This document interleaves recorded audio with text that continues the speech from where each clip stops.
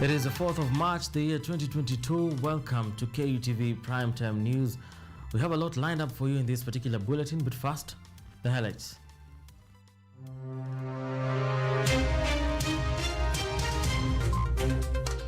DP Ruto holds meetings with U.S. officials at the White House.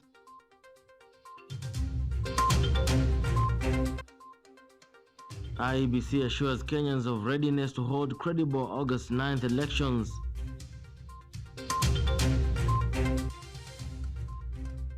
Protect the boy child against sodomy. CAS gender calls residents to action.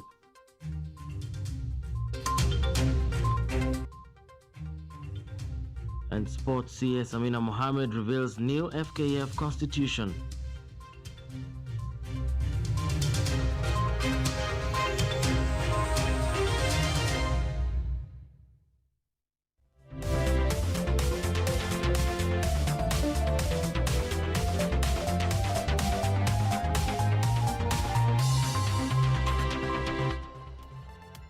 This is KUTV Primetime News with Mutegi K. Martin.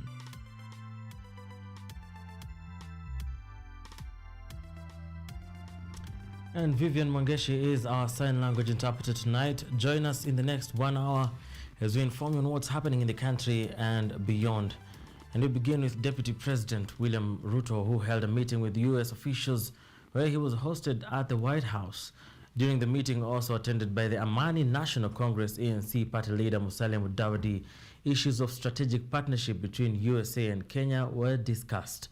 The delegation also emphasized the need to sustain Kenya's trajectory as a constitutional democracy.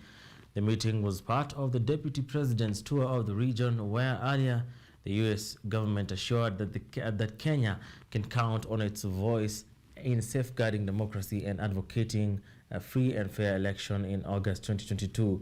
U.S. Assistant Secretary of State for Africa Molly Fee made the assurance as she hosted Ruto at the U.S. State Department in Washington, D.C. In the bilateral meeting discussing U.S.-Kenya strategic partnership, Ruto urged the U.S. and Kenya's other traditional friends to sustain their long-standing support for Kenya's democratization and the conduct of a free, fair, and a credible election.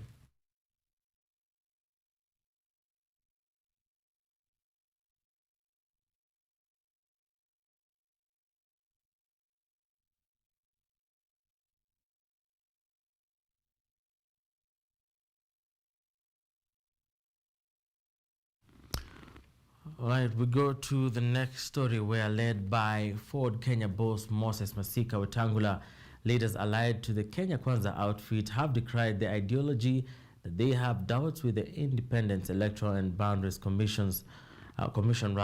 They, however, urged the body and the judiciary to allow no unwarranted interruption in the August polls. Kakamega County was the host for the Kenya Kwanza Brigade, making back to the western region that has been the center of a push and pull among the political elite. And despite the concerns previously aired on the election process, the leaders declared support for the independent election IEBC, urging the referee to sidestep any uncanny influence. We have absolute trust and faith in our judiciary as an institution can resolve any disputes that may arise. So we want to urge the deep state, as they call themselves, respect the judiciary. We don't want any interference. Respect IEBC. Give them the necessary budget to deliver an election. The democracy of our country has come of age. There is nobody with the capacity to interfere with the outcome of the democratic process that we are going to have on 9th of August. Hata sisi tumesema tutafata maneno ya viongozi wetu. The leaders hit out at the ODM leader Raila Odinga while urging Wiper leader Kalonzo Musyoka to stop heading where he is not needed, further calling to Chama cha Kazi head Moses Kuria to join their run. Wewe Kalonzo Musyoka, wacha kujipendekeza kwa mwanaume ambaye hakutaki. Sababu wewe unalialia mambo ya kitambo. wachana na mambo ya kitambo, kuja kwa Kenya kwanza, tuunde serikali ya kuenda mbele. Despite the absence of their tip of the spear in William Samoei Ruto, the KK politicians are on a steady run, seeking a proper footing back in the western region that has proved to be an area of contention with the rising parties such as DAP. Emmanuel Kutosi, KUTV. And Wiper Democratic Movement leader Honorable Kalonzo Musyoka is in Kampala, Uganda, for talks on the peace process in South Sudan, when the Wiper leader, who has been part of the peace process for the past 2 years, met with the former Ugandan Special Envoy to South Africa, Ambassador Betty Bigombe, and British High Commissioner to Uganda, His Excellency Kate Airi. The talks generally focused on the status of the security regime of the revitalized agreement on the resolutions of the conflict in South Sudan, and in particular, the unification of the two armies. This has resulted in great delay of the peace process, considering that the lifespan of the agreement to resolve the conflict is expected to lapse in less than a year. Uganda, which is one of the guarantors in the tripartite agreement between South Sudan, Uganda, and Sudan, has taken a lead role in hosting the meetings aimed at bringing sustainable peace to South Sudan.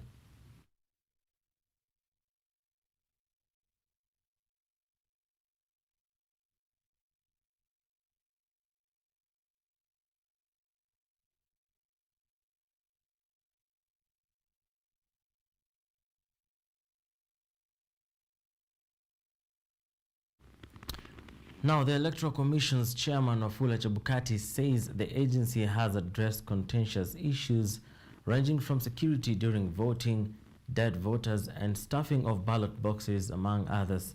Chebukati made the statements as the IBC signed a memorandum of understanding with the Kenya Editors Guild and the Kenya Union of Journalists in Nakuru County. Speaking in Nakuru after signing a memorandum of understanding between IEBC, Kenya Union of Journalists and Kenya Editors Guild on behalf of Kenya Media Sector Group on accurate and objective coverage of elections, the Independent Electoral and Boundaries Commission chairperson Wafula Chebukati assured Kenyans and the international community the Commission was ready for polls, that its strategic plan for the year 2022-2017 was the guide towards holding credible elections. Chebukati stated despite the challenges IEBC has faced, it has remained focused on critical aspects such as voter registration, candidate nominations, regulations, staff recruitment, technology and other materials, and called on stakeholders to work together to provide credible elections for Kenyans. Chebukati guaranteed the country that his team will ensure there is a free and fair election, and noted that the current commission has had long experience in conducting elections and that they will not fail Kenyans. For KUTV, I am Snyder Chege.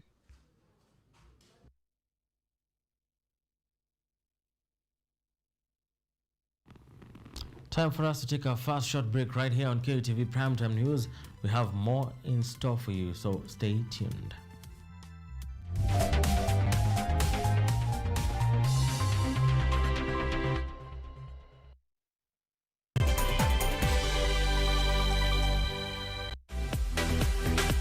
Kenya kuna aina tofauti za hali ya anga ambazo huboresha au kuwa changamoto kwa wakazi wa eneo.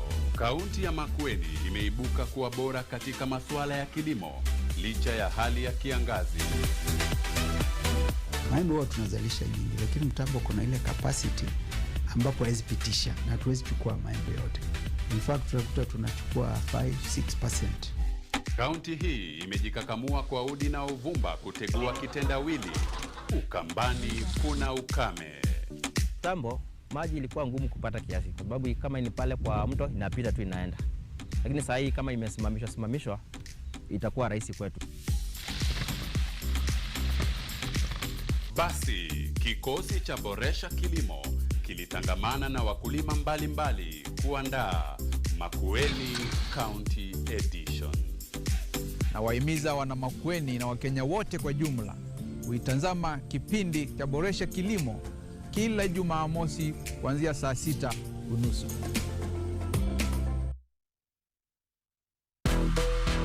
You already know. It's DJ KYS, VTJ Jones, Kenya, Niger, let's go. It was just about being a DJ.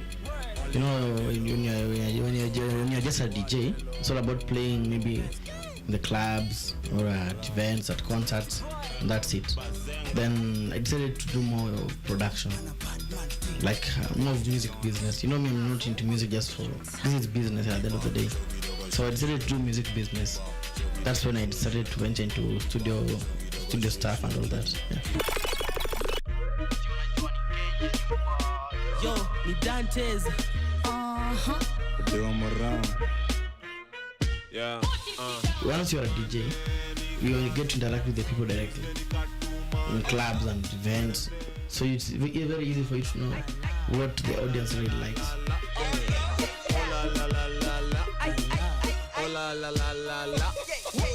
Julio Chesani kupumua bele na fa kupumua. Yo, Julio Chesani kupumua bele na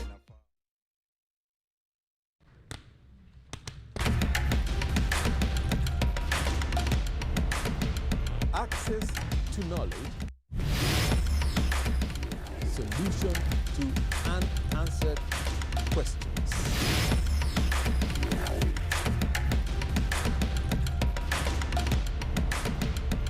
Guidelines to pursuing your rights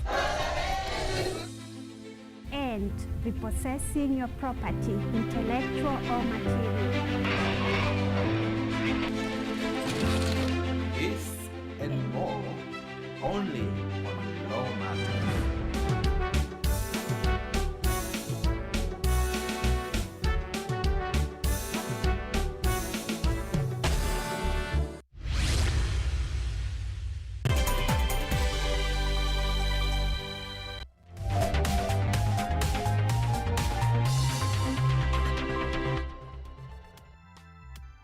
You are watching KUTV Primetime News with Mutegi K. Martin.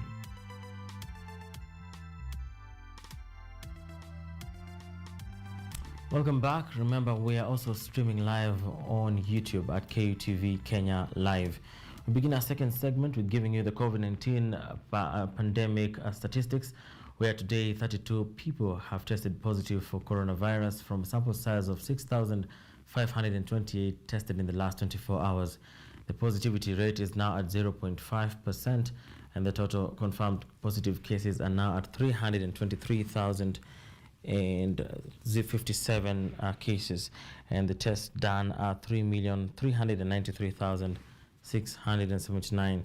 Today, 28 patients have recovered from the disease, bringing the total number of recoveries to 303,057. There is no death reported today, therefore the cumulative fatalities remain at 5,640. A total of 16,829,500 vaccines have been administered across the country.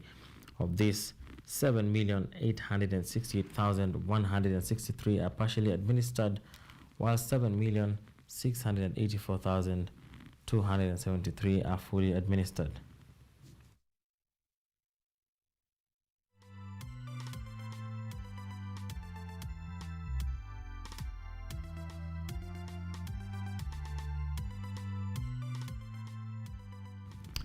No politician will be allowed to enter any public or private learning institutions until all the 2021 exams are completed.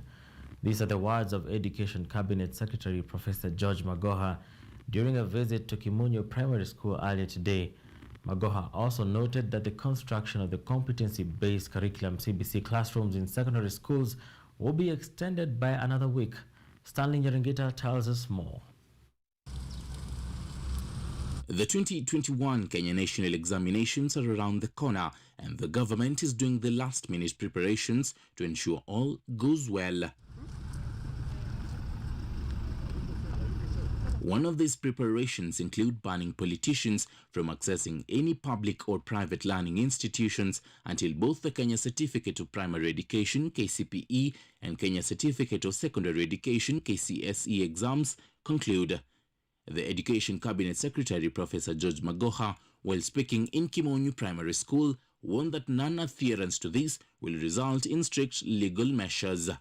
With effect from next week up until the end of the examination period for high school, we shall not allow any politicians from both sides. They can go on higher ground. There are many grounds. There's study and everywhere. They can go there. Professor Magoha announced extension of construction of competency-based curriculum, CBC classrooms in secondary schools by another week to allow contractors who are yet to complete construction works to do so. The construction of classrooms in secondary schools shall continue for another week, which means the whole of next week we shall be on the ground monitoring exams, but also pushing for the classrooms to get finished. This year will witness one of the busiest exam calendars year ever, with 2 sets of 844 candidates sitting for their exams, plus the CBC pioneers in grade 6. Stanley Nyerungita, KUTV.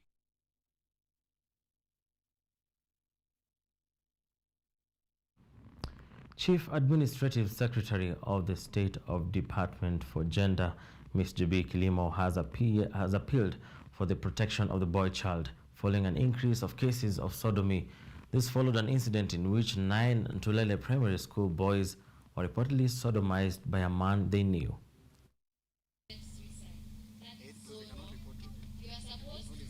Despite it being a crime punishable by 14 years in jail, cases of sodomy have increased at an alarming rate in Kenya. According to the police reports, one person was arraigned in court where he was charged with sodomizing 9 boys from Tulele primary schools in Narok County. 8 to 13-year-old boys were enticed into the ordeal for merely 20 shillings and later abandoned to suffer the trauma. Gender Chief Administrative Secretary Ms. J.B. Kilimo asked the residents to call hotline number 1195 to get help from the government instead of suffering alone in silence. Munasikia tulma ile mtu amepiga bibi yake, unasikia sijui nani amekata watoto wake, unakuta sana pia wazee hawana shock absorbers ya kuzuia ama ya kucontrol vile wanajisikia. Unaona mtu anapika bibi yake, lakini pia tunaona vijana wamethulumiwa, na hiyo ndio kiini ambaye imenilete hapa leo. Irene Wainaina, a psychologist and mental health recovery coach, has noticed an increase in occurrences of sodomy in the region where minors have come forward to say they have been abused by one individual. We were able to take some of them through a therapy session where they were able to open up. It was a safe place that we offered, and since we are neutral in terms of they don't know us, they were able to open up, and they've been abused by one person, and this one person has introduced them to a habit that is really bad. Teleto Africa's Leshan Kereto, an activist, claimed his group has been operating an internet campaign to fight for the safety of the boy child, urging the children to speak out in the event of such ordeals. We've been running a 5-day campaign online, educating the public about the Sexual Offences Act, educating them that sodomy is also a form of gender-based violence. As much as we've spoken about rape, others, like FGM, sodomy is also a form of gender-based violence where they are not getting consent from both these young boys. These young boys are being, they are being intoxicated with drugs, and that way they are manipulated. Robert Olowi, the regional coordinator for NACADA, noted that most boys who are abused are drugged. He, however, revealed that NACADA has produced rules to help parents and guardians protect their children. Ida David, KUTV. And over 400,000 metric tons of rice are consumed locally, a large percentage of the demand met by imports. However, the gap is set to have a significant close after completion of Thiba Dam, which is one of President Kenyatta's flagship projects in Kirinyaga County, that is set to double rice production from the Moya irrigation scheme. In a country heavily mounted on an agricultural base, a heavy dependence on food imports, particularly rice, is a cause for concern. A situation that arises from a steady population growth that outmatches the country's agricultural milestones. On rice, I did when I visited Kirinyaga last direct that the Kenya National Trading Corporation purchased all the rice, not only from Wea, but also from Kano Plains, for onward selling to our disciplined forces. The completion of Thiba Dam in Kirinyaga County, which is among President Uhuru Kenyatta's flagship projects in matters food security, is one that is set to close in on the worrying stats by meeting close to half of the national rice consumption. Thiba River serves the Mwea irrigation scheme, and it suffers from fluctuations in the water flow, because you find that when there are rains, there are a lot of water.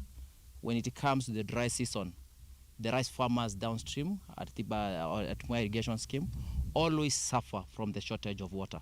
Speaking at the dam site, Engineer Charles Mwasia, Deputy General Manager in charge of infrastructure development at the National Irrigation Authority, said the area under irrigation will increase from 25,000 to 35,000 acres.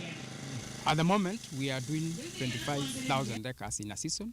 With this dam now, we are going to increase that by additional 10,000 to 35,000 per season. In a year, we are going to do 70,000 acres in Mwea. The dam will increase the Mwea production to 200,000 metric tons by ensuring farmers have 2 seasons. The project commissioned by President Uhuru Kenyatta in 2018 was estimated to cost 8.2 billion Kenya shillings, but actual cost came to 7.8 billion shillings after completion. Mutegi Eliud for KU TV. We'll take another break right here on KU TV Primetime News. We'll be back in just but a bit.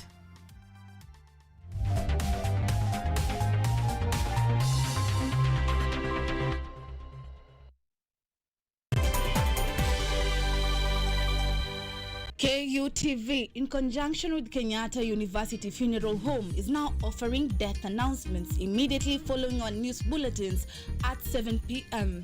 At this sorrowful time, as you share in your grief, allow us to communicate your announcement of your loved one on KUTV in both Kiswahili and English. For more details, kindly inquire at the KU Funeral Home Service Desk or call 0736 928 380 or dial 020 359 9054. Things you know are right. Nothing worth the gain you attain by sudden blood. Don't you know that I still care for you? Me flip flop got me needing more and more of you. Gonna be the one to catch you. Far East, welcome to the empire. Far East, we call it find true love. You will see what your love has done for me.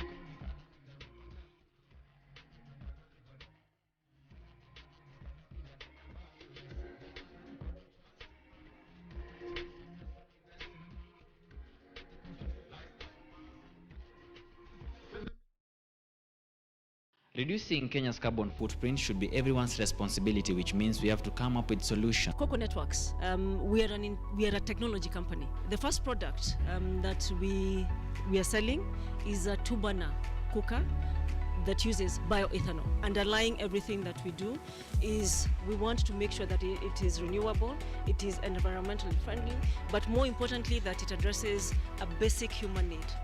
In this case, our solution addresses the issue of people cooking using dirty fuel.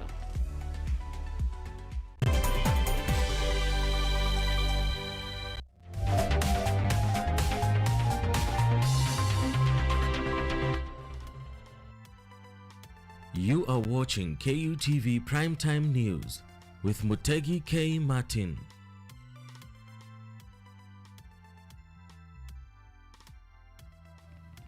Wangeshi and I are back, and we continue to inform you on what's happening in the country and beyond our borders.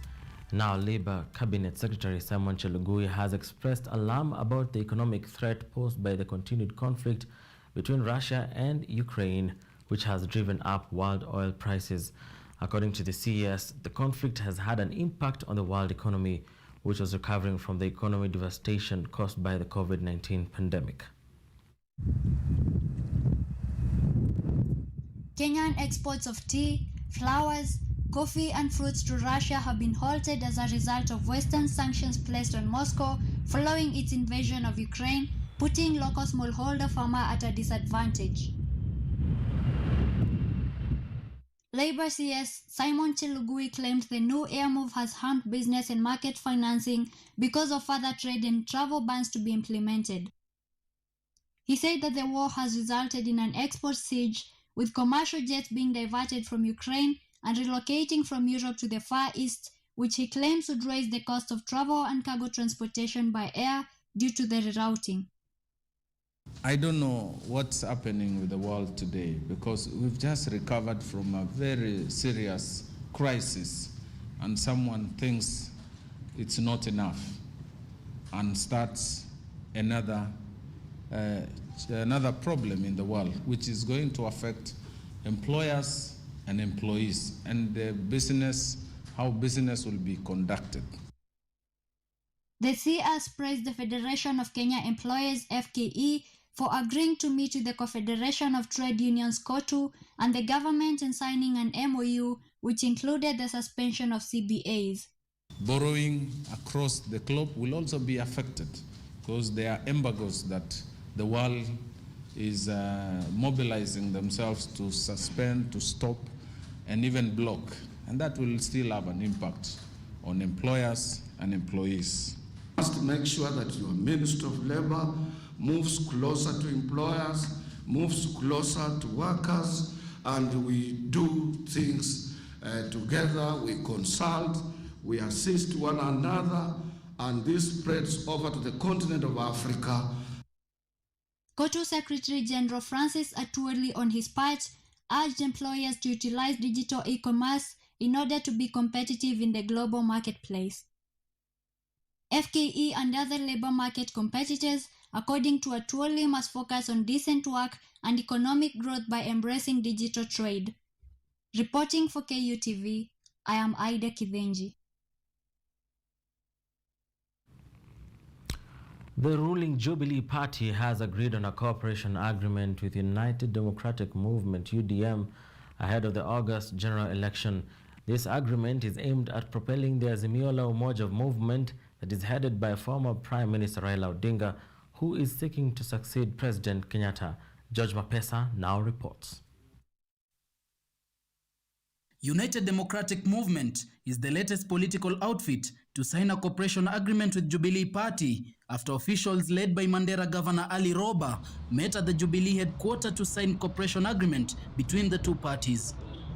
UDM and Jubilee Cooperation seeks to boost Azimio la Umoja movement on the race to succeed President Kenyatta, who has declared his support to ODM leader Raila Odinga. There has been ongoing negotiations between Jubilee Party and the UDM Party, and we are at a good place. We have agreed virtually on all aspects of the negotiations.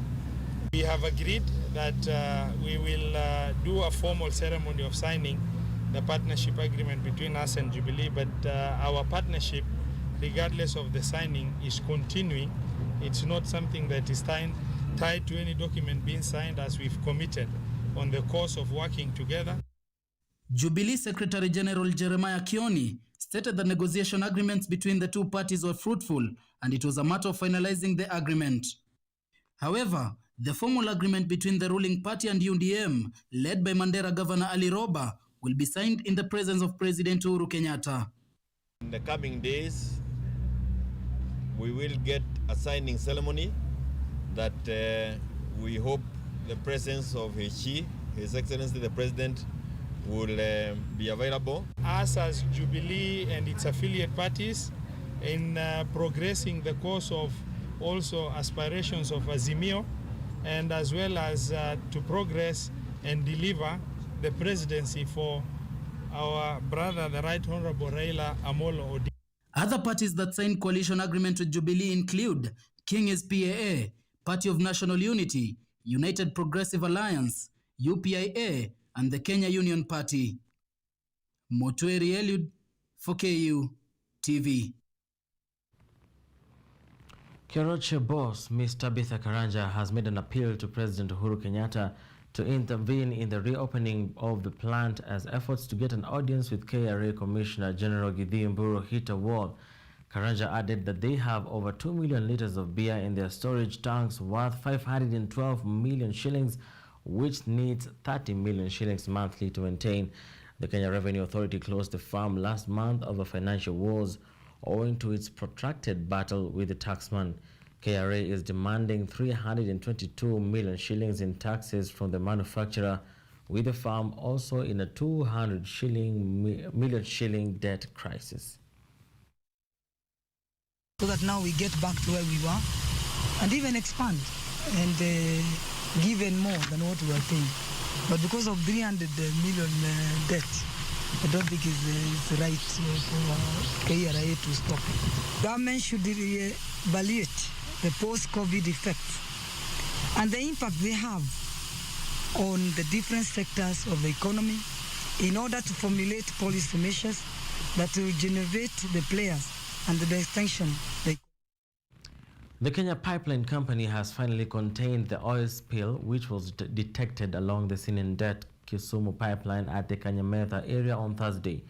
Residents have been urged to stay away from the site to enable the KPC team undertake the repairs to minimize the dangers of the spillage.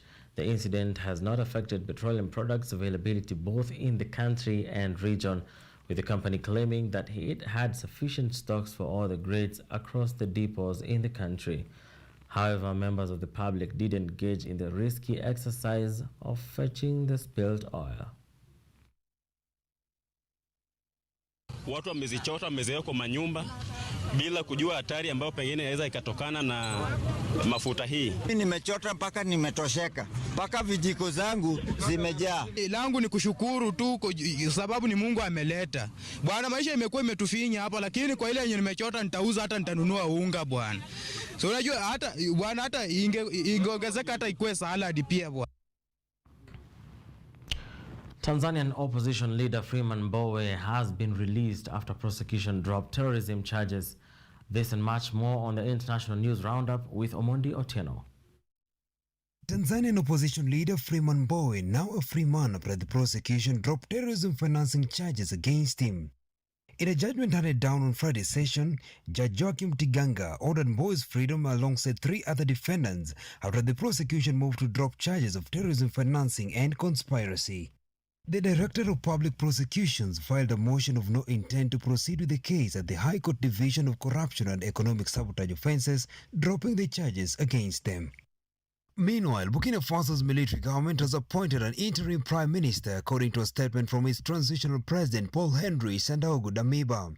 In a statement on Thursday, the military government named Albert Ouedraogo, a development economist and university professor, as the prime minister.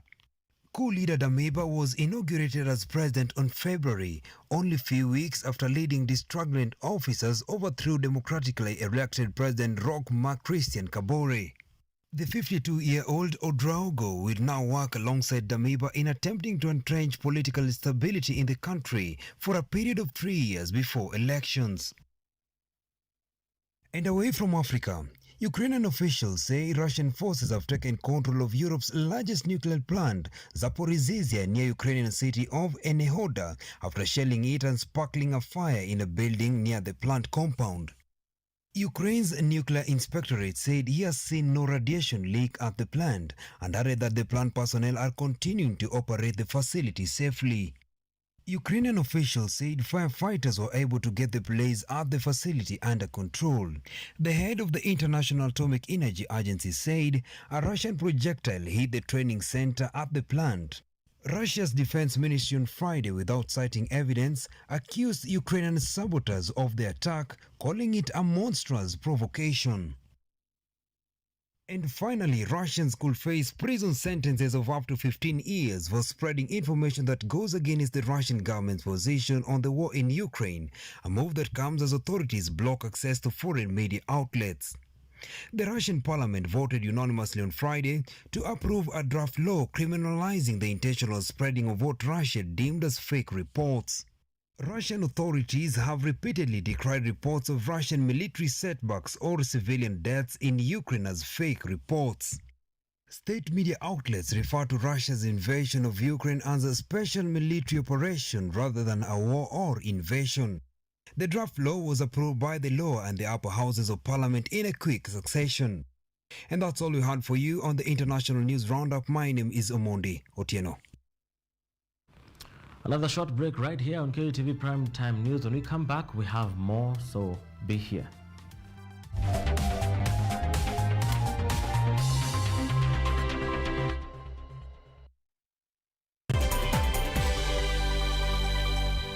KUTV, in conjunction with Kenyatta University Funeral Home, is now offering death announcements immediately following our news bulletins at 7 p.m. At this sorrowful time, as you share in your grief, allow us to communicate your announcement of your loved one on KUTV in both Kiswahili and English. For more details, kindly inquire at the KU Funeral Home Service Desk or call 0736 928 380 or dial 020 359 9054. Lola ni programu inayokupa fursa ya kutizama video zozote pindi tu unapokuwa na nafasi. Hadithi za kukupa motisha, drama, maisha ya vyuo vikuu, teknolojia, masuala ya jamii, kuzuru maeneo tofauti, spoti, burudani na zaidi. Pata programu ya Lola sasa kwenye rununu yako kwa yote unayohitaji.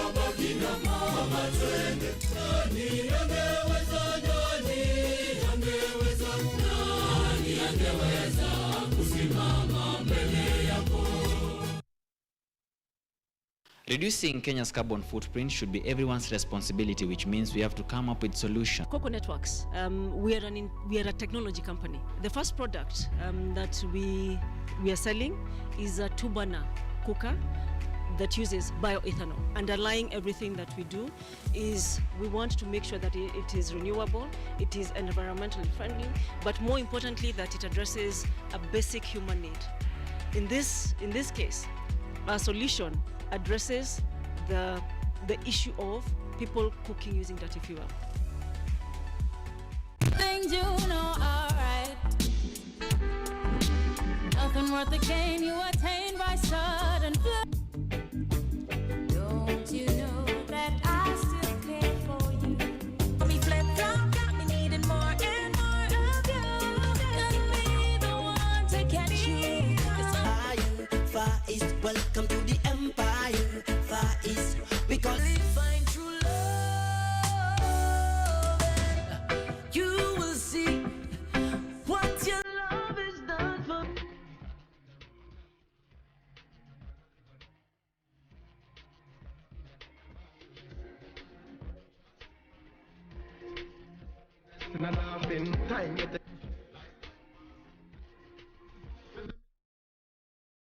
Lola ni programu inayokupa fursa ya kutizama video zozote pindi tu unapokuwa na nafasi. Hadithi za kukupa motisha, drama, maisha ya vyuo vikuu, teknolojia, masuala ya jamii, kuzuru maeneo tofauti, spoti, burudani na zaidi. Pata programu ya Lola sasa kwenye rununu yako kwa yote unayohitaji. Welcome to On Fleek, where we flow flawless and serve you the latest gossips, bring you the current and latest fashion trends,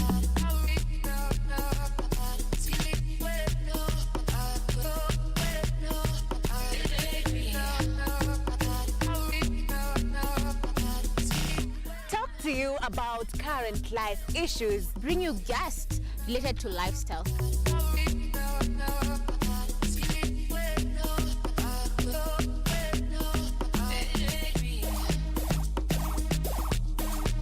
Do not miss out our show. I'll be your host, Stacey Atieno. And I, Joy Nyambura. Don't miss out. Bye.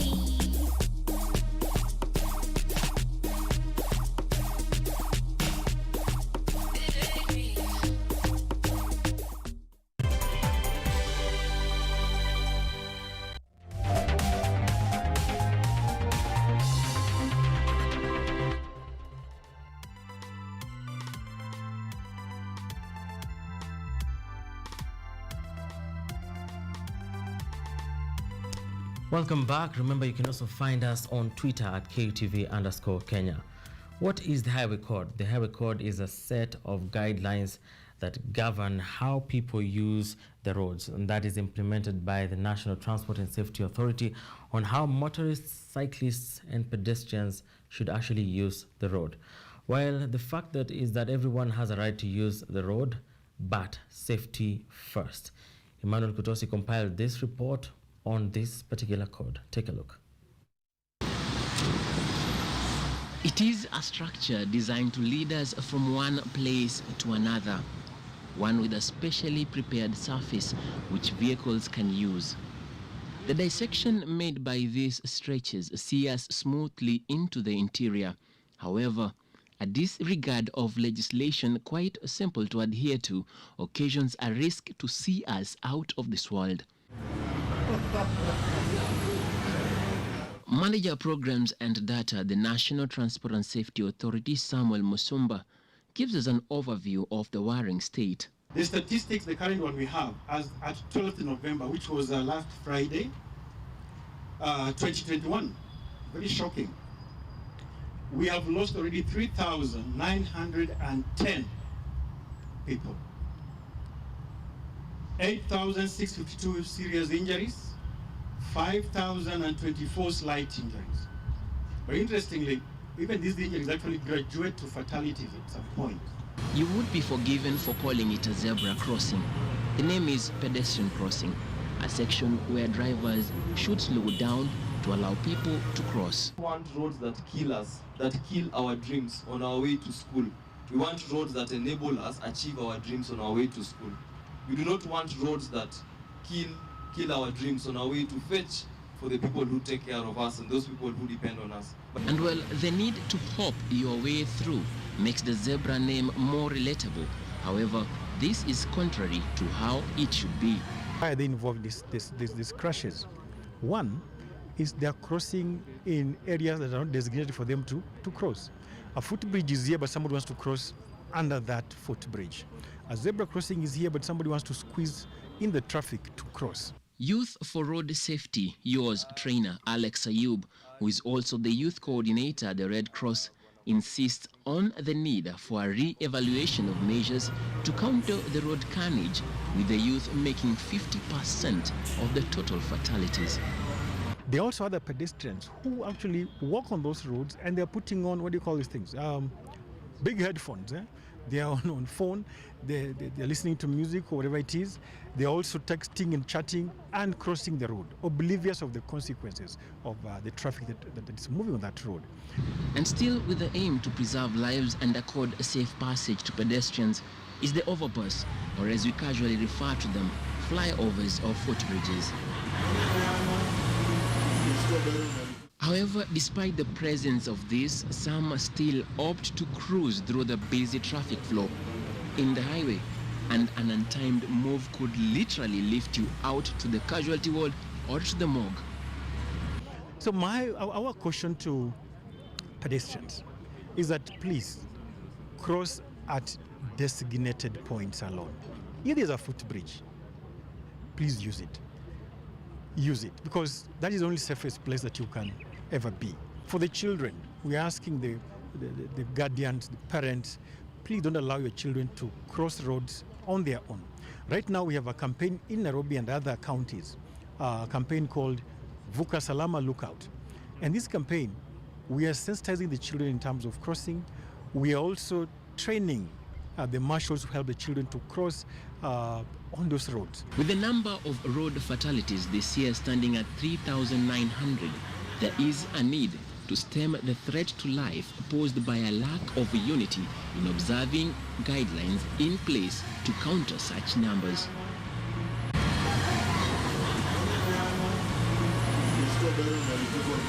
In the urban center, the sidewalk is designed to allow people make their way safely, but even here, the direction is disregarded with impunity, as many opt to join the vehicles on the road, perhaps evading the jam. The rule of the road in Kenya is keep left unless overtaking. However, for some border riders, the law seems to be just don't get hit or just make it, regardless of the lane you are in. Better safe than sorry, they always say. But unfortunately for us, it's like we consider to choose the latter, risking our lives on these highways by not following the rules that have been set out. A cost that may be quite high for us in the loss of lives, should we not adhere to them. Emmanuel Kutosi, KUTV.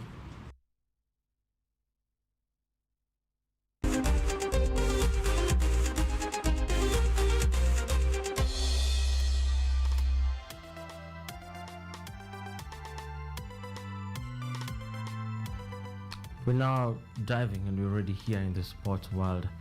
And the Cabinet Secretary Amina Mohamed has revealed that a new constitution that is meant to govern Football Kenya Federation is now ready for approval.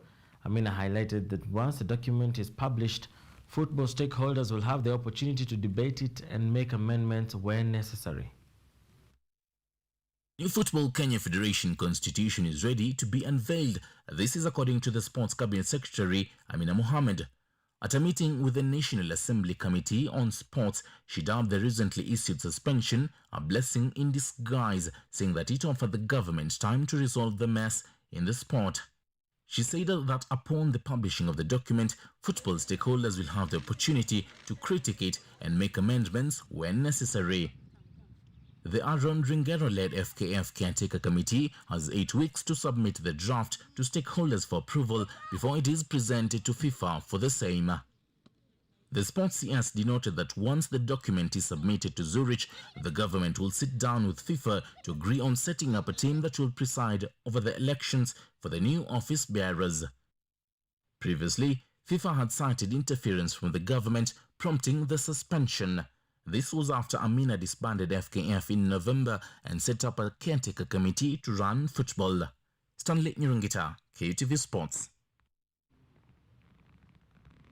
The Russian Football Union RFU will appeal to the Court of Arbitration for Sport CAS against the decisions made by FIFA and UEFA to bar Russian teams from international competitions following their invasion of Ukraine.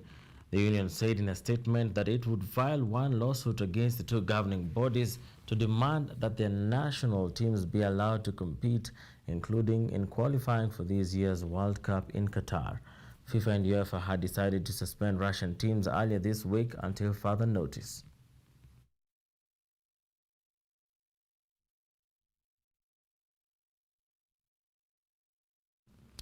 In Kenya's World Under-20 10,000 meter race walk champion Harrison Wanyonyi clocked 45 minutes and 18 seconds in the men's Under-20 10-kilometer race at the World Athletics Race Walking Team Championships in Muscat, Oman. Wang Hongren from China won the event in a season best of 44.06, as Diego Giampolo from Italy settled in silver in 44 and 14 on the second day. Africa and African Games 20-kilometer champion Samuel Gidimba, Simon Washira, and 2017 World Under-18 10,000 meter bronze medalist Dominic Ndigiti will represent Kenya in the senior men's 20 kilometers.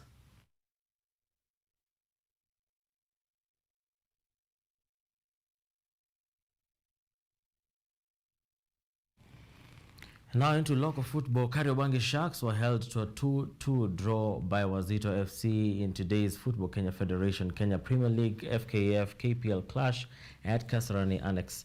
Wazito FC Curtis Wekesa opened the scoring sheets just 6 minutes into the first half, but Sharks proved stronger with 2 goals being netted in the 15th and 28th minutes by Eric Mata and Geoffrey Onyango respectively. Wazito's bravado improved after Rooney Onyango leveled the scoring board in the 82nd minute. This weekend will feature a number of KPL matches including Gor Mahia against Ulinzi, while Kakamega Homeboys will visit Thika Municipal to face Posta Rangers.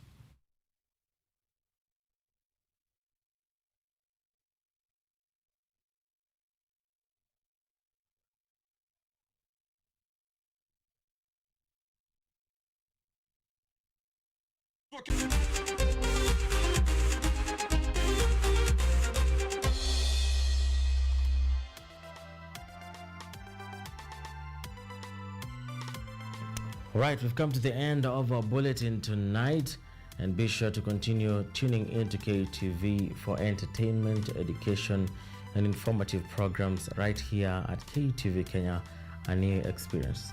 My sign language interpreter has been Vivian Wangeshi. My name is Mutegi K. Martin. And on behalf of everyone that prepared this particular bulletin, thanks so much for joining us and tuning in for 1 hour of information on what's happening in the country and beyond. And until next time, have a good night.